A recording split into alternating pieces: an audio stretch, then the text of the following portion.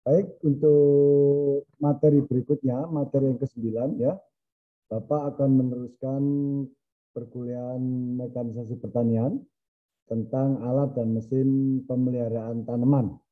Ya, alat mesin pemeliharaan tanaman. Ini Anda sudah bisa melihat ya di ini. Assalamualaikum warahmatullahi wabarakatuh. Alat mesin pemeliharaan tanaman ya. Dalam kegiatan pemeliharaan tanaman itu kegiatannya diantaranya adalah pemupukan, pengendalian gulma, dan pengendalian hama penyakit tanaman. Ya, nah di sini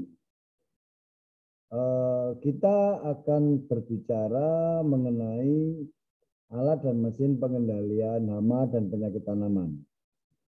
Ya, nah dalam pengendalian hama dan penyakit tanaman ini, ya ada beberapa alat yang digunakan. Yang satu adalah duster, yaitu untuk menyebarkan pestisida yang berbentuk tepung, ya, dan sprayer ini untuk menyebarkan pestisida yang berbentuk cairan, gitu ya. Nah ini mungkin gambar-gambar sprayer yang ada.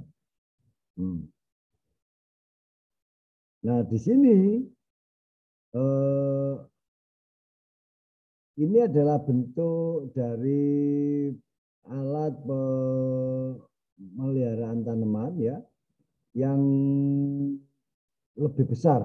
Kalau tadi dalam bentuk sprayer ya, yang sekarang ini alat ini terlikat dalam suatu mesin pemberantas hama penyakit tanaman ya, dia menggunakan selang penyebar cairan pestisida. Ya, ini ada 1, 2, 3, 4, 5. Ya, dia akan menyemprotkan sprayer, dia akan menyemprotkan cairan, ya, pemberantas penyakit tanaman itu dalam bentuk seperti ini. Ini bentuk cairan, bentuk sebarannya adalah seperti ini. Dia menyebar dalam bentuk V. Ya, nih. Nah, sehingga seluruh permukaan tanaman yang dilewati sepanjang ini akan terkena, ya. Dan ini merupakan lebar jangkauan sprayer, ya. Nah, ini segini. Ini sebatas ini bagian luar, ini juga bagian luar. Nah, ini sudah kena semprot semua sepanjang ini. Dan ini sangat efektif pada luasan yang luas jika menggunakan mesin traktor. Apa itu sprayer? Sprayer adalah alat atau mesin atau bentuk mekanisme yang memecah suatu cairan atau larutan suspensi menjadi partikel-partikel kecil, ya, atau butiran tetesan atau droplet yang halus dengan ukuran tertentu dan disebarkan secara hidrolis, pneumatis, gravimetris, atau kombinasi cara-cara tersebut serta didistribusikan secara seragam dengan penetrasi yang cukup ke seluruh bagian tanaman yang mengalami serangan atau sumber serangan hama dan penyakit. Nah ini ya. Jadi alat atau mesin yang berbentuk mekanisme yang memecah suatu cairan larutan suspensi menjadi partikel yang lebih kecil, ya, yang disebarkan secara hidrolis, pneumatis, gravimetris, dan kombinasinya, serta didistribusikan secara seragam dengan penetrasi yang cukup ke seluruh bagian tanaman yang mengalami serangan penyakit. Nah ini contohnya ini. Jadi dari cairan yang dia berupa cairan, dia disemprotkan menjadi bentuk butiran-butiran halus, ya, butiran-butiran halus, di mana dia diberi tekanan, ya, disemprotkan, sini ditekan dalam tangki sehingga dalam tangki akan menyemprotkan cairan ke seluruh selang, dan karena tekanannya besar maka melalui nozzle cairan yang tadinya berupa cairan akan terpecah menjadi butiran-butiran halus, ya, droplet, dan membentuk suatu bentuk keluaran yang sudah sesuai dengan wujud yang ada pada nozzle.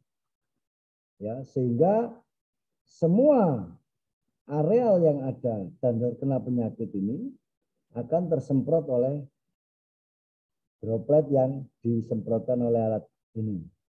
Nah, itu adalah sprayer. Ya. Dia memecah suatu cairan menjadi butiran-butiran droplet yang halus dengan ukuran tertentu. Berdasar sumber daya penggeraknya, sprayer dibagi menjadi sprayer dengan sumber tenaga penggerak manusia, ya, sprayer dengan sumber penggerak motor. Kalau ini adalah sumber penggeraknya motor, ya, sumber penggeraknya motor. Tapi kalau yang ini, sprayer ini penggeraknya manusia, dipompa, ya, tekanan diberikan ke dalam tangki, ya, sama ini tangkinya ada, ini mesin, ya, ini mesin kecil, mesin. Kalau ini pakai tenaga manusia, dipompa. Nah, berdasar prinsip kerjanya itu dibagi menjadi beberapa bentuk sprayer. Satu, hydraulic sprayer. Tekanan berasal dari kerja pompa pada bahan semprotan yang cair. Ya. Tekanan berasal dari kerja pompa pada bahan semprotan yang cair. Jadi dia menggunakan pompa. Ini contohnya yang kecil seperti ini. Ya, dia menggunakan pompa. Gitu ya. Hidropneumatic sprayer. Cairan semprotan dibawa ke tangki bertekanan dan tekanan penyemprotan diberikan kompresor udara yang digerakkan mesin. Ya, jadi ada kompresor udara, dia menekan, ya, dia menekan tabung tangki air dan menggerakkan cairan pestisida menjadi butiran-butiran halus tadi. Yang ketiga, blower sprayer. Ini menggunakan tiupan udara untuk mengantarkan bahan kimia dari mesin ke daun yang dituju. Ya, ini blower ini seperti ini contohnya. Yang blower ini, nah. Oh sini nggak ada ini nanti ya.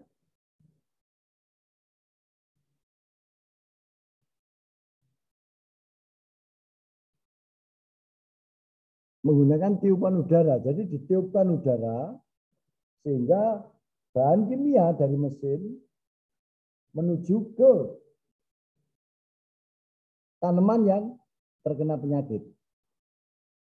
Ada wujud lain adalah aerosol generator atau fog machine.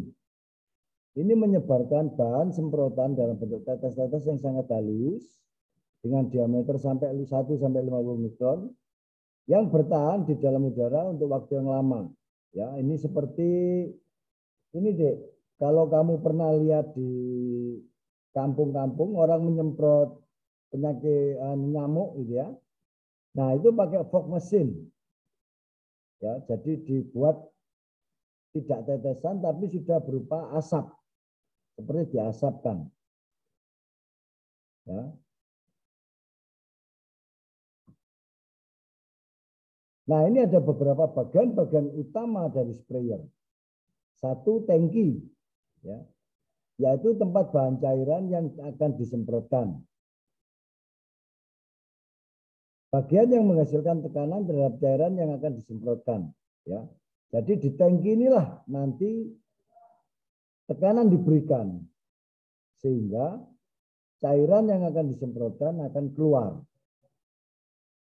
Bentuk maupun konstruksinya berbeda. Ada yang sprayer hidrolis, ya, di mana penekan cairan menggunakan pompa berbentuk piston, roda gigi, pompa baling-baling atau menggunakan impeller. Sprayer hidrolis, penekanannya menggunakan pompa piston. Ada pompa dengan menggunakan udara bertekanan, pneumatic sprayer. Pompa penekan udara dapat berupa pompa tekan hisap. Jadi pemberian pompa kalau ini. Dipompa sehingga cairan yang ada di dalam tangki akan keluar menjadi bentuk spray.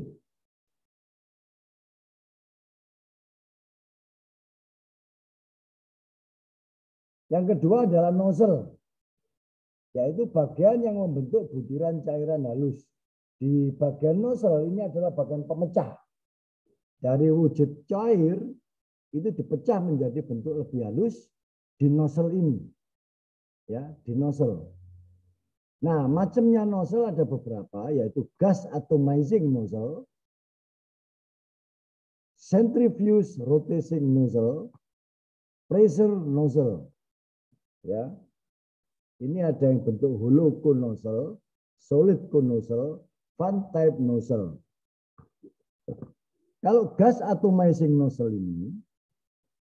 ini nozzle mampu memecah cairan membentuk seperti gas. Itu yang ada di di mana, di aerosol generator fog machine ini.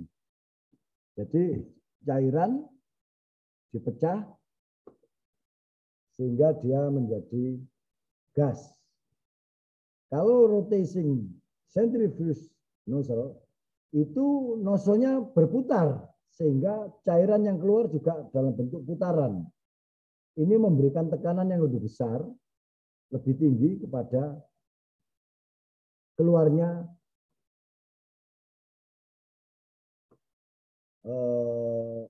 partikel-partikel pecahan dari pestisida. Kemudian yang ketiga pressure nozzle. Pressure nozzle adalah nozzle yang pemecahan cairan itu menggunakan tekanan. Ya, nah ada yang bentuknya hollow cone nozzle. Itu hollow cone nozzle itu bentuk bulat. Ya, bentuk bulat tapi tengahnya berlubang. Tengahnya berlubang. Terus ada solid cone nozzle. Bentuknya bulat, persis, semua anunya keluar. Dan fan type nozzle, ini seperti kipas angin kalau kita pasang air. Ya. Bagian ketiga adalah selang. Adalah bagian pendistribusi cairan. Yang keempat adalah pengaduk atau agitator. Digunakan untuk mengaduk bahan cairan yang akan disemprotkan yang berbentuk emulsi atau suspensi bahan yang tidak dapat berlarut. Jadi ini adalah bagian-bagian dari nozzle ya. Bagian dari sprayer, ada nozzle. Ya, kemudian ada selang, ada pengaduk.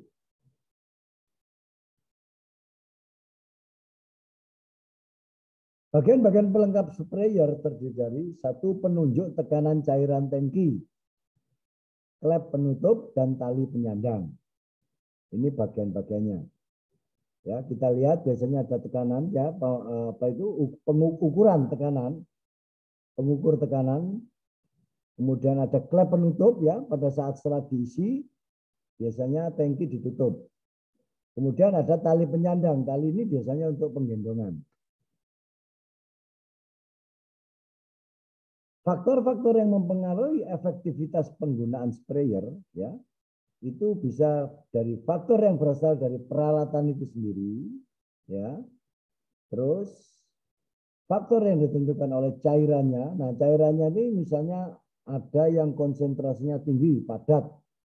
Nah, ini butuh tekanan yang tinggi untuk memecahkannya. Atau faktor-faktor luar. Faktor-faktor luar itu misalnya kecepatan angin, ya, kelembapan udara di luar. Ini akan mempengaruhi efektivitas penggunaan sprayer. Faktor yang berasal dari peralatannya sendiri itu misalnya kekuatan pompa, pemberian tekanannya misalnya.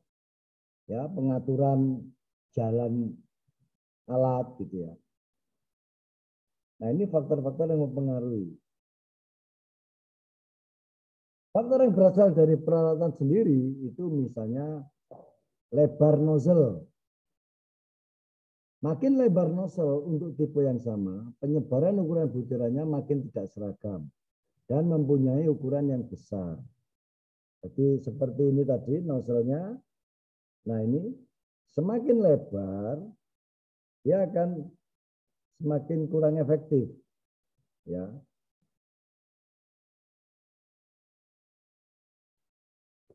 Tidak seragam. Kenapa? Karena penyebaran ukuran menjadi lebih besar, maka penyebaran butiran menjadi kurang merata. Pada saat butiran keluar dari nozzle akan mengalami hambatan yang sebanding dengan ukuran butiran cairan, viskositas udara, dan kecepatan awal butiran. Ya, ini lebar nozzle. Ini faktor yang mempengaruhi. Kemudian yang kedua selain lebar nozzle adalah tekanan. Tekanan mempengaruhi ukuran butiran cairan yang dihasilkan untuk suatu nozzle yang sama. Makin besar tekanannya, proses penumbukan cairan pada saat akan keluar dari nozzle semakin besar. Selisih kecepatan udara yang meniup dengan cairan di dalam tangki semakin besar juga. Sehingga lembaran cairan yang terbawa semakin tipis dan tumbukan semakin besar. Serta butiran cairan yang dihasilkan semakin kecil. Apa dampaknya? Dampaknya akan mempengaruhi bentuk penyebaran dan kemampuan melekatnya butiran pada bagian tanaman. Ya, jadi tekanannya kalau terlalu besar juga itu tidak melekat dia pada tanaman, tapi karena terpecah semakin kecil maka dia takutnya terkena kecepatan udara, dia tidak mengenai sasaran karena dia terlalu ringan. Nah, faktor yang lain adalah bentuk nozzle. Tiap nozzle mempunyai ciri sendiri dalam pembentukan ukuran butirannya. Faktor yang ditentukan oleh cairannya itu misalnya viskositas, kekentalannya, densitas, kerapatan cairan, terus tegangan permukaan. Ketiganya ini adalah cairan yang akan disemprotkan. Kekentalannya bagaimana, kemudian density cairannya juga begitu, dan tegangan permukaannya bagaimana. Dia akan mempengaruhi bentuk, ukuran butiran, dan penyebaran butiran. Ini faktor-faktor yang oleh cairannya. Nah, faktor luar ya, faktor luar. Faktor luar itu misalnya kepadatan udara dan lengas nisbi. Ini berpengaruh terhadap penguapan dan tahanan jatuhan butiran. Gerakan udara atau angin mempengaruhi penyebaran butiran cairan. Suhu udara ini mempengaruhi penguapan. Faktor yang dimiliki tanaman misalnya habitatnya, kerapatan pertumbuhan, tingkat pertumbuhan, dan lain-lain. Jadi faktor luar ini banyak juga. Nah ini Anda harus hati-hati manakala mengoperasikan alat pemberantas penyakit tanaman. Ini harus diperhatikan. Arah anginnya bagaimana, gerakan anginnya bagaimana, kecepatan anginnya bagaimana. Gitu ya.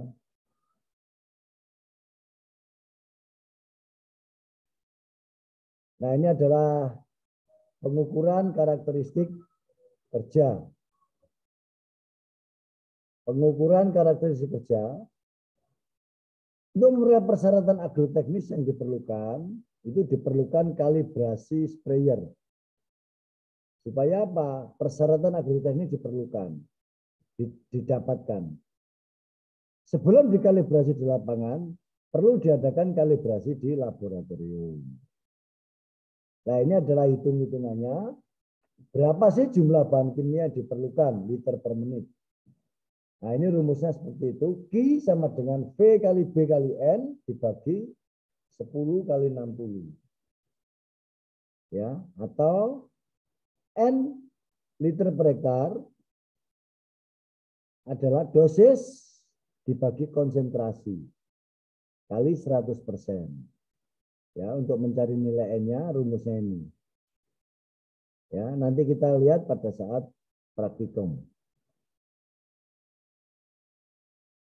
Jika penghasilan cairan untuk setiap waktu tidak sama, seperti pada hand sprayer tipe knapsack, maupun pada sprayer bertekanan udara di mana tekanan udara tidak dapat dibuat konstan, maka besarnya Q dihitung dengan rumus Q sama dengan VBN dibagi alfa. Ini faktor penghasilan nozzle antara 0,5 sampai 0,7 kali 10 kali 60. Jika nozzle lebih dari 1, Q itu sama dengan kecepatan jalan, panjang lengan, jumlah volume larutan kimia yang dibutuhkan per satuan luasan tertentu. Jumlah Q per nozzle itu adalah penghasilan total kali jarak tiap nozzle kali panjang lengan. Ya, nanti kita lihat pada saat praktek kerja. Pada kalibrasi sprayer yang tekanannya berubah-ubah, diusahakan mengetahui hubungan antara tekanan dengan perubahan penghasilan nozzle. Ini kaitannya dengan lebar kerja efektif. Apa itu lebar kerja efektif? Adalah lebar kerja penyemprotan optimal yang menghasilkan sebaran melintang volume persatuan luas dengan kondisi paling seragam. Contohnya ini tadi ya. Nah ini lebar efektifnya seberapa? Kalau ini semua, ini terjauhnya sini. Jarak dari sini terkena semua tanaman ini secara seragam, maka disebut lebar kerja efektifnya. Ya. Lebar kerja penyemprotan. Apa itu? Jarak antara satu garis lintasan penyemprotan dengan lintasan garis berikutnya di sebelahnya. Ya. Untuk memperoleh lebar kerja efektif, pengambilan garis lintasan berikutnya dilakukan sedemikian rupa sehingga terjadi saling tumpang tindih, overlapping, antara penyemprotan terdahulu dengan penyemprotan berikutnya. Jadi contohnya ini, apa namanya, untuk lebar kerja efektif. Nah ini jarak antar nozzle ya. Nah ini yang disebut kerja efektif itu jika semua semprotan ini mengenai semua permukaan ini disebut kerja efektifnya, lebar kerja efektifnya. Ya, dia saluran ini nutup sampai sini, yang ini juga gitu nutup sampai sini. Ini juga nutup sampai sini, ini nutup sampai sini, ini sini, sehingga ini terkena semua, sehingga efektif, semua akan termatikan. A ini adalah ketinggian untuk hasil semprot tunggal. B adalah semprot ganda. Ya. Semprot tunggal itu artinya, Dek, ini sesuai dengan lebarnya. Ini berdempetan lebar ini. Ya. Nah, jika tanaman itu tingginya segini, maka dia masih efektif terkena. Tapi kalau tanaman ketinggiannya sampai sini, dia tidak efektif karena di sini tidak kena. Nah, disinilah tanaman paling efektif di sini. Kena semprot semua. Nah, itu yang disebut dengan lebar kerja efektif, supaya Anda paham. Bagaimana cara mencari lebar kerja efektif?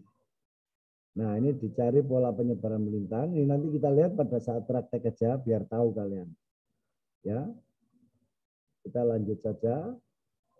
Nah, ini juga gitu, secara grafis akan dibuat seperti ini. Ya, lebar kerjanya akan menunjukkan ini bentuknya. Jika semprotannya gini, dia akan tumbuhnya seperti ini. Maka yang cairan yang di tengah, misalnya spray di sini, nyemprotnya bentuknya V. Maka cairan yang ada di sini itu adalah biasanya volumenya tertinggi, makanya dia bentuknya naik. Nah, sini cairan sini jumlahnya paling kesedikit nanti.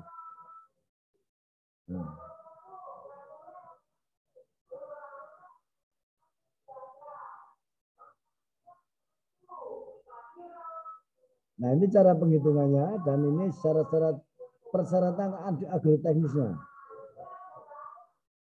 Pemberian bahan kimia dapat teratur dan seragam baik volume maupun konsentrasinya. Ini persyaratan penting ini. Penyebaran seragam untuk tiap satuan luas. Penetrasi bahan kimia yang tinggi atau bahan kimia yang diberikan dapat menyebar merata ke seluruh bagian tanaman yang mengalami serangan. Bahan kimia dapat tahan melekat pada tanaman. Ini persyaratan yang penting. Baik, saya kira untuk alat mesin pemeliharaan tanaman, Bapak cukupkan sampai sekian. Ya, silakan Anda baca saja dulu. Nanti mana yang kurang jelas, Anda silakan tanya juga ke Bapak manakala kurang jelas. Coba Anda baca dulu dan pelajari dulu dengan baik. Saya kira itu yang bisa Bapak sampaikan dalam kuliah alat mesin pemeliharaan ini semoga Anda bisa memahami dan bisa mengerti tentang alat mesin pemeliharaan tanaman. Bapak akhiri dengan wassalamualaikum warahmatullahi wabarakatuh.